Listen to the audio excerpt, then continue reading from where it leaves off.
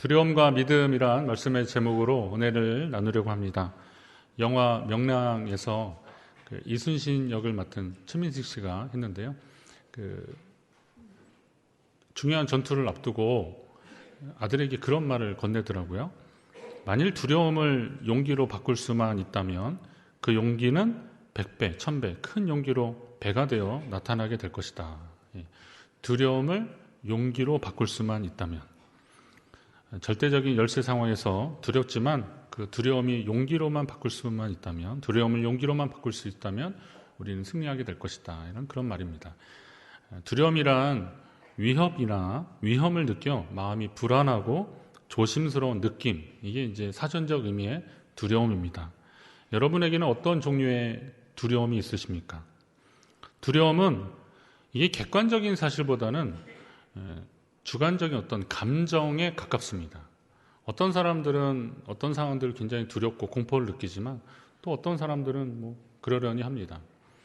근데 오늘 읽은 창세기 20장 8절에서 12절까지 읽었지만 하여튼 20장 전체를 한번 보려고 하는 겁니다. 창세기 20장 전체에는 그간의 경험에도 불구하고 아브라함이 하나님을 아직까지 완전히 신뢰하지 못함으로 일어나는 두려움에 대한 일들을 소개하고 있습니다.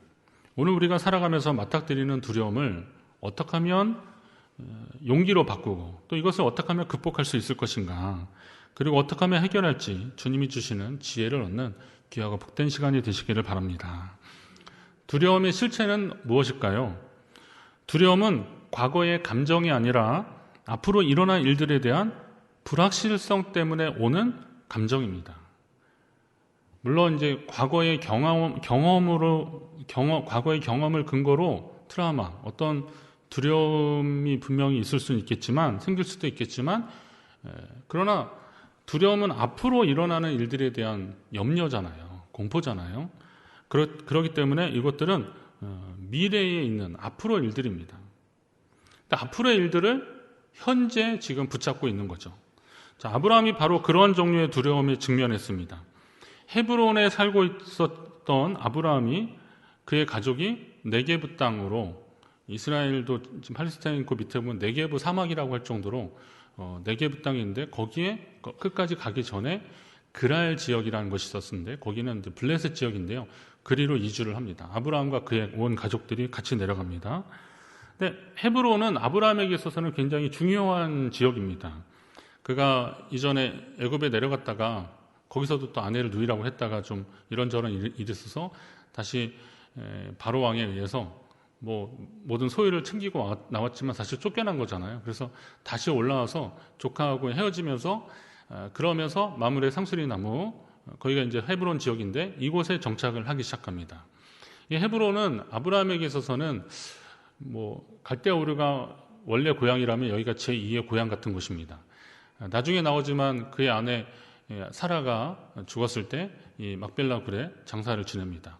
그리고 이것이 얼마나 중요한 지역이냐면, 야곱이 아들을 따라서 애굽으로 내려갔는데 내가 죽으면 거기에다가 장사 지내달라고 요청을 해서 그 자녀들이 또 다 야곱이 죽었을 때 막벨라 굴까지 와서 장사를 지내고 다시 애굽으로 내려갈 정도로 이 헤브론은 굉장히 중요한 지역입니다. 그런 중요한 지역을, 그 소중한 곳을 떠날 수밖에 없는 상황들이 있었는데, 그게 뭡니까? 기근이었습니다. 기근 때문에 애굽에 내려갔던 것이고, 또 기근 때문에 지금 그랄 지역으로 간 것입니다. 이 가나안, 이 팔레스타인 지역은 지리적 여건상 우기와 건기가 굉장히 뚜렷한데, 우리로 말하면 한 10월, 11월 이때가 이제 우기인데요. 비가 굉장히 좀 잘 와야, 그래야 다음에 이제 기근을 면할 수 있습니다. 우리나라도 겨울에 눈이 좀 와야 좀 가뭄이 덜한다고 그러잖아요. 눈이 이렇게 많이 와야, 이런 상수원 지역에 또 더 많이 와야 저쪽 지역에 물을 좀 잘 먹을 수 있다 생각하시고, 눈 오는 거를 그냥 우리가 남 돕는다 그렇게 생각하시면 될 것 같아요. 근데 하여튼 여러 가지 이유로 이 헤브론 지역에 기근이 심해서 아브라함이 지금 그랄 지역까지 내려갔습니다. 아마도 지난번에 애굽 내려갔다 혼난 것도 있어서 거기까지는 안 갔는데, 이 그랄 지역까지 갔는데, 문제는 아브라함을 비롯한 그의 식구가 많아도 너무 많아요. 최소한 300명 이상은 되잖아요. 옛날에 그 롯 잡혀갔을 때 데려갔던 하인들만 해도. 그러니 300명 이상이 넘는 대식구가 지금 막 움직이는 겁니다. 아브라함은 족장이었기 때문에 이 식구들, 이 하인들을 먹여야 된다는, 살려야 된다는 책임감이 있었던 겁니다. 그래서 마실 물과 가축들에게 먹일 물, 풀들을 찾아서 그랄 지역까지 내려간 겁니다. 그런데 지난번 애굽에서처럼 여기서도 또 아브라함은 아내 사라를 누이라고 합니다. 왜 그랬을까? 그때와 지금은 분명히 또 다르거든요. 그때는 아브람, 사레 그랬는데 지금은 아브라함, 사라 그랬거든요. 이건 하나님이 아브라함을 만나주시고 뭐 그전에도 만나셨지만 그의 이름을 더 새롭게 부여하시면서 열국의 아버지로서, 열방의 엄마로서, 열방의 아버지로서 그렇게 살기를 기대하는 하나님의 기대가 있는 그 이름을 받았음에도 불구하고 이 그랄 지역에 가서 또 아내를 누이라고 해버린 것 같습니다. 해버리고 말았습니다. 제 아내 같으면 그냥 도망갔을 것 같습니다. 여기 없어요. 지금 그래서 제가 얘기하는 거예요. 자, 그런데 지금 사라의 나이가, 아브라함의 아내 사라의 나이가 몇 살이에요? 90이 가까워요. 왜냐하면 그 이삭에 대한 약속을 받은 시점이거든요. 근데 아직 이삭은 없는데 거의 나이가 많은 겁니다. 그러니 굳이 아브라함이 아내를 누이라고 할 필요가 있을까 하는 그런 생각도 해봤고, 제가 이제 성경을 읽으면서의 질문이었어요. 그리고 블레셋 왕 아비멜렉의 입장에서 아브라함의 누이를 굳이 또 데려갈 건 뭔가, 그런 생각이 들었어요. 왜냐하면 블레셋 왕이 90세가 다 된 사라의 미모에 반해서 이 여인을 데려가지는 않았을 것이다, 이런 생각이 듭니다. 자, 그러면 이게 왜 그랬을까라고 봤을 때 이 족장으로서는 자기가 다스리는, 그러니까 아비멜렉 왕으로서는 자기가 다스리는 영토 안에 그것도 300명이 넘는 대군대, 말하자면 큰 수요의 어떤 족장을 중심으로 들어왔을 때 그들을 통제할 수 있는 방법이 무엇일까라고 했을 때 그 당시 많이 했었던 게 뭐냐면 정략적인 관계인데 결혼도 그 중에 하나였던 겁니다. 그러니까 굳이 이 사라를 아내로 막 맞이해서 자기 부인 삼으려고 하는 그런 것도 있지만 그런 것보다도 이 아브라함의 그 큰 무리를 통제하려고 하는 그런 마음이었는데, 그러다 보니까 뭐 딸이든 누구든 이렇게 정략적으로 결혼하는데 아브라함에게는 지금 딸도 없고 후사가 없잖아요. 그러니까 아브라함의 누이를 데려가는 겁니다. 여기에서 이제 아브라함이 그걸 알고 있었던 거죠. 그 당시에 사람들이 어떻게 그렇게 정략 결혼이나 동맹 관계를 맺는데 어떻게 하는지를 알고 있으니까. 그런데 만약에 누이가 아니라 아내라고 한다면 이건 좀 상황이 달라지잖아요. 그러니까 그걸 알고 이야기하는 거죠. 여보, 이번에도 또 한 번만 미안하지만 당신을 누이라고 하자라고 하는 겁니다. 뭐 족보로 따져보면 이게 틀리지 않다라고도 나중에 변명도 하지만, 그러나 아무튼 아브라함은 그렇게 말하고 지금 아내를 누이라고 했던 겁니다. 앞에서 잡혀갔던 롯을 찾아올 때 북방 연합군과 싸워서 그 롯을 다시 찾아올 정도로 그런 승리를 경험도 했지만, 그러나 아직까지 온전한 국가 형태를 갖추지 못했고, 사실 그 하인들이 뭐 얼마나 훈련됐으면 얼마나 훈련됐겠어요. 정식 군사들도 아니고. 그런 시점에서 아브라함은 이 낯선 땅에 갔을 때, 이 여전히 낯선 이 땅, 이곳에 갔을 때 불안하고 두려웠던 겁니다. 그러니까 자기에게 속한 사람들을 보호한다는 명분, 그런 미명 아래 아내를 누이라고 그렇게 말해버린 겁니다. 아브라함이 만난 두려움은 아까 말씀드렸던 불확실한 미래, 앞으로 어떤 일이 벌어질지 모르는 것 같은 그 불확실한 미래에 대한 두려움이었던 겁니다. 우리도 살면서 많은 두려움을 만나게 됩니다. 그러면 그 많은 두려움을 어떻게 극복해 나갈 수 있을까요? 어떻게 헤쳐나갈 수 있을까요? 우선은 두려움 가운데 만나는 것들이 어떤 것들이 있는지를 한번 잘 살펴보시기 바랍니다. 비겁하고 용기 없는 아브라함이 아내를 누이라고 하면서 그가 얻을 수 있는 것은 무엇이었을까요? 안전입니다. 안전이 보장되는 거예요. 아내를 누이라고 하면서 뭐 아비멜렉 입장에서 보면 이제 아브라함이 사돈이잖아요. 그러니까 뭐 처남이 되는 거죠. 그러니까 그의 안전과 그와 함께 있는 사람들의 안전을 보장해 주는 거예요. 안전은 보장받았지만 그러나 아브라함 입장에서는 이게 뭔가 좀 허전합니다. 왜냐하면 그러면 안 되는 것이었기 때문에. 그러면 안 되는 건데 그렇게 함으로써 얻어지는 안전이 오히려 아브라함에게는 더 불안한 요소들이 되더라고요. 오늘 우리가 살아가면서 그런 요소들이 참 많습니다. 우리가 얻어진 어떤 안전이나 우리가 얻어진 자리나 지위나 아니면 물질이나 이런 것들이 하나님 기뻐하시지 않는 좋은 방법이 아니었으면, 선한 방법이 아닌 것으로 탈취한 것이라면, 얻어진 것들이라면 우리는 불안할 수밖에 없으니까 또 다른 두려움을 우리는 안고 살게 되더라고요. 아브라함이 지금 그런 상황에 직면하고 있는 겁니다. 하려고 하면 길이 생기고 안 하려고 하면 핑계가 생긴다, 이런 말 있잖아요. 자, 그러면 여러분에게는 어떤 일들이 자꾸 생기는 겁니까? 길이 생기십니까? 아니면 핑계가 자꾸 생기십니까? 여러분에게 길이 자꾸 생기시기를 간절히 바랍니다. 길이 열리시기를 바랍니다. 자, 말씀을 읽다가 조금 이해가 안 되는 대목이 있는데, 아브라함은 길이 열리는 사람이 아니라 자꾸 핑계를 찾는 사람이었어요. 하나님은 길을 열어주시려고 했던 적이 여러 번 있었는데 아브라함은 자꾸 핑계를 찾는 거예요. 아내를 누이라고 할 만한 근거를 자꾸 찾았어요. 내가 이 많은 식솔들을, 생명의 안전을 보장하려면 아내를 누이라고 하는 것은 어쩔 수 없는 선택이다라고 하는 자꾸 핑계를 찾았던 사람인데, 그렇게 살았던 사람인데 하나님은 아브라함을 챙겨도 너무 챙기시는 거예요. 제가 성경을 봤을 때, 제가 입장으로 봤을 때 하나님이 아브라함을 너무 챙기시는구나. 애굽에 다녀온 기억이 잊혀지지도 않았을 텐데, 그 전에 다시 그랄 지역에 가서 아내를 누이라고 한 아브라함을 위해서 하나님이 어떤 일을 하셨어요?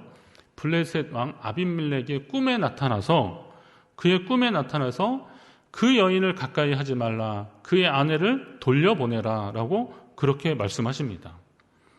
분명히 아브라함이 의도적으로 잘못한 일인데도 불구하고 하나님이 아브라함을 꾸짖거나 이런 일은 좀 나중이라고 하고, 이 아비멜렉에게 그의 꿈에 나타나서 그 여인을 가까이 하지 말고 그의 사람의 아내를 돌려보내라라고 말씀하십니다.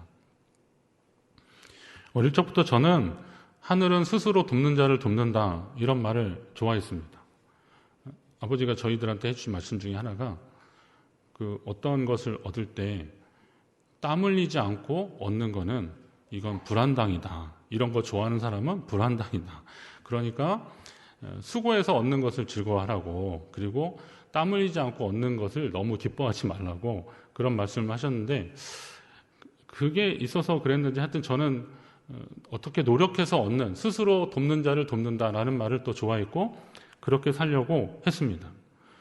그러다 보니까 무언가 노력하지 않고 얻는 것에 대해서는 좀 이상하고 이게 불안한 마음까지 막 들었습니다. 솔직히 제 안에 노력하지 않고 잘 되는 사람들에 대한 질투까지도 있었습니다. 저 사람은 뭐가 그렇게 대단해서, 아니면 어떻게 저렇게 운이 좋아서 그러더라고요. 요즘 금수저, 흑수저 하는데 사실 저는 흑수저에 해당되는 사람이기 때문에 제 삶은 조금 치열했습니다. 남들보다 더 하려고 했고, 남들이 하기 싫은 일을 하면 그래도 인정받고 조명을 받으니까 그렇게라도 해서 저의 존재감을 좀 드러내려고 하고 싶은 그런 마음이 저한테 계속 있었습니다. 실제로 또 그걸로 인해서 인정도 받았고, 많은 분들이 누구 있어야 되는구나 이렇게 하는 소리도 많이 들었어요. 그런데 어느 순간에 제가 깨닫게 되었습니다. 지금까지 제가 살아온 것을 보니까 제가 열심히 해서 이룬 것보다 하나님의 은혜가 훨씬 더 많았다는 거예요. 결국은 보니까 제가 열심히 해서 얻은 게 아니라 그 모든 것들은 다 하나님의 은혜였다라는 그 사실을 깨닫게 되었어요. 그러면서 그 하나님을 제가 깨닫게 되면서, 그럼 제게 자꾸 은혜를 베풀어 주시는 이유는 뭘까? 이거를 제가 고민하고 질문하기 시작하게 되더라고요. 제가 한 게 아닌데도 하나님이 주시는 은혜들이 있고, 노력한다고 해서 다 얻어지는 것도 아닌데 하나님이 제게 그 열매들을 주셨다면, 이거는 그냥 하나님 나를 특별히 사랑하셔서 나만 사랑하시는 걸까? 그건 아닐 거고 모두를 사랑하시는데 그런데 왜 내게 이런 은혜를 더 베풀어 주시는 걸까 한다면 거기엔 분명히 하나님이 이유가 있을 것이다 라는 겁니다. 왜 자꾸 같은 잘못을 하는 아브라함을 하나님이 도우시는 걸까요? 하나님이 아브라함을 통해서 하실 일들이 있기 때문에 그랬습니다. 창세기 17장에 보니까 하나님이 아브라함과 그의 아내에게 복을 주시는데 내 아내의 이름을 사레 말고 사라라고 하고 그리고 그에게 복을 주어서 그가 아들을 낳을 건데 그에게서 또 내가 그에게 또 복을 주어서 그를 여러 민족의 어머니가 될 것이고 그리고 민족의 여러 왕이 그에게서 나올 것이다 라고 창세기 17장에 약속하신 거거든요. 또 오늘 20장 상황이잖아요. 자, 그러면 만약에 이 사라가 아비멜렉 왕의 여인이 되어버렸다면 이 17장의 이 하나님의 축복은 이루어질 수 있어요? 없어요? 안 되는 거잖아요. 그러니까 하나님이 약속하신 이 복을 이루게 하시려고 아비멜렉의 꿈에 나타나셔서 그 여인을 가까이 하지 말고 그 사람의 아내를 돌려보내라고 말씀하시는 거였어요. 제가 이걸 보게 되더라고요. 하나님은 왜 자꾸 부족하고 실수하는 우리에게 기회 주시고 도와주시는 걸까요? 우리를 통해서 하실 일들이 있기 때문입니다. 한번 따라하겠습니다. 나를 통해서 하실 일들이 있다. 하나님은 우리 교회를 통해서 하실 일들이 있어서 우리에게 복을 주시는 거예요. 우리가 주저하고 두려워한 나머지 바른 길로 가지 못하는 상황이서라도 하나님은 우리를 인도하고 계심을 여러분 기억하십시오. 그러면 두려움 속에서 우리가 발견하게 되고 우리가 만나게 되는 것은 뭡니까? 그건 하나님의 손길이고 하나님의 뜻이라는 거예요. 사랑하는 성도 여러분, 두려움 가운데 발견할 수 있는 거 우리와 함께 하시는 하나님의 손길임을 기억하십시오. 믿음으로 살아도 두려움을 맞닥뜨릴 수 있습니다. 두려워하고 있다는 것을 믿음 없어서 그렇다고 생각하지 마십시오. 두려워하는 것을 내가 아직도 하나님에 대한 신뢰가 부족한가 보다 라고 자책하지 마시고 혹시 누가 그런다고 해서 야, 네가 그 예수를 그렇게 믿었는데도 아직도 그러냐라고 책망하지 마십시오. 두려움은 모든 사람들이 가지는 그런 감정들이고 이게 어떤 객관화된 것보다 주관적인 감정들이기 때문에 누구를 뭐라고 할 수는 없습니다. 그렇지만 그 중요한 것은 그 상황에서 하나님이 여전히 우리와 함께 하신다는 것을 발견해야 된다는 사실이에요. 그리고 약속에 신실하신 하나님이 우리에게 가장 좋은 것을 주시려고 움직이시는 시간이 우리가 두려워하고 있는 이 시간이구나라고 생각하신다면 우리는 하나님의 뜻 안에 거할 수 있습니다. 그것이 은혜고 그리고 자기의 공로가 아닌 은혜로 사는 그런 삶을 살아가는 우리 모두가 될 수 있을 것입니다. 그럼 이제 두려움을 넘어서 하나님이 우리에게 원하시는 것이 뭘까요? 창세기 20장 후반을 읽다 보면 마치 편지를 다 쓰고 마무리 인사까지 했는데 갑자기 추신, PS 그래가지고 뭔가 하나 더 쓴 것 같은 그런 느낌이 딱 들어요. 그거는 이제 17절, 18절에 보면 아브라함이 하나님께 기도하며 하나님이 아비멜렉과 그의 아내와 여종을 치료하사 출산하게 하셨다 그랬습니다. 출산하게 하셨다. 그리고 여호와께서 이왕에 이건 이 앞에 아브라함의 아내 사라의 일로 아비멜렉의 집의 모든 태를 닫으셨습니다라. 이렇게 말씀하셔요. 저는 이 말씀을 사실 무슨 뜻인지 알았는데 그래도 여러 번 읽었어요. 여러 번 읽으면서 말씀을 다시 새겨봤는데요. 자, 아브라함의 아내는 물론이고 아비멜렉의 아내는 물론이고 그의 여종을 통해서도 후사를 잊지 못하는 상황이 지금 아비멜렉의 상황인데 아비멜렉의 그 상황이 아브라함과 그의 아내 때문에 그랬다라고 하면 이게 조금 이상해요. 왜냐하면 아비멜렉과 아브라함이 만난 거는 그렇게 오래전의 일은 아니잖아요. 그 앞에 얼마 전의 일이잖아요. 근데 그것 때문에 아비멜렉의 집에 후사가 없고 심지어는 아브라함은 하갈을 통해서라도 이스마엘을 낳았는데 그런 일도 없는 거예요. 거기라고 왜 그런 시도를 안 해봤겠어요. 아비멜렉네도. 그런데 그런 일도 없는 거예요. 그러니까 그러면 아브라함 때문에 그랬다 그러면 아비멜렉이 사라를 데려오기 이전에는 왜 그렇게 된 건가? 여러분 생각해 보시지 않을까요? 저는 그렇게 생각했거든요.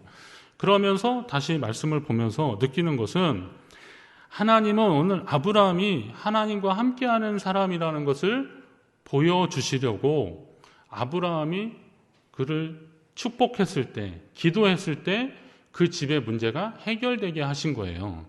결과적으로 그런 차원에서 보니까 그의 일 때문에, 그러니까 아브라함과 사라의 일들 때문에 하나님이 그 집에 후사가 없게 하셨다라는 거죠.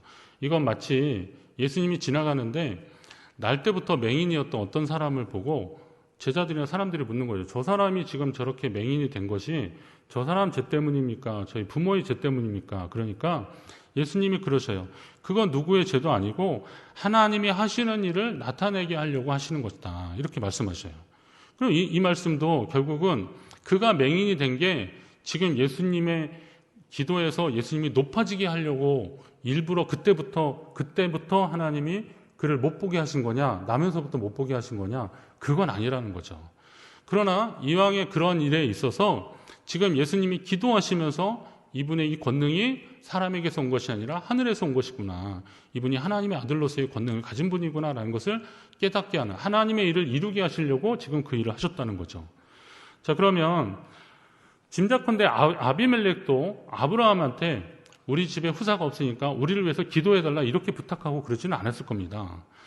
그런데 아브라함이 보기에 아비멜렉의 집에 뭐가 좀 필요한 것이 무엇일까 보기 시작했고 그걸 깨닫기 시작한 겁니다. 그래서 아비멜렉과 그의 집을 위해서 간절히 기도했던 거예요. 하지만 얼마 전까지 아브라함은 아비멜렉의 아비멜렉이 통치하는 그 땅에서 죽을지도 모른다고 하는 두려움 때문에, 그 두려움 때문에 아내를 누이라고 둘러댔던 사람이었거든요. 그런 삶을 살았던 사람인데, 그런데 지금은 아비멜렉과 그의 집을 축복하고 있는 그런 사람이 되었거든요. 그러면 어떻게 이런 일이 가능했던 것일까요? 우선 아브라함은 하나님의 은혜를 경험했던 겁니다. 하나님의 은혜를 경험했어요. 그랄 땅에 가서 생명의 위협이 두려운 나머지 아내를 누이라고까지 하면서 비겁한 행동을 했음에도 불구하고 지금 아비멜렉이 밤사이 일어났던 꿈 얘기를 하면서 그 하인들도 막 두려워하고 이런 상황들을 보니까 하나님이 그들의 마음을 움직이셨구나. 지난번 애굽에서 바로에게 하셨던 것처럼 하나님이 또 그렇게 움직이셨구나라는 것을 하나님의 은혜를 깨달은 거죠. 그러니까 결국은 성도가 느끼는 두려움은 이게 주관적인 감정이라고 할 수 있는데요. 이 두려움은 하나님의 부재에서 오는구나라는 걸 깨닫게 되더라고요. 그러니까 하나님의 부재라는 것은 하나님이 아주 안 계셔서가 아니라 하나님을 내 마음의 중심에서 의식하지 않음으로써 오는 것이 이 두려움이구나.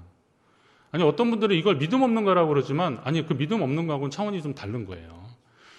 왜 우리가 하나님을 믿지 않습니까? 왜 우리가 하나님을 가까이 하지 않습니까? 날마다 기도하고 밥 먹을 때마다 기도하고 항상 하나님 주신 것인 줄 알고 감사하고 살고 있는데 왜 어떻게 우리가 하나님을 안 믿고 믿음 없는 사람이라고 하겠습니까? 그런데 오늘 하나님이 우리에게 주시는 메시지는 뭐예요?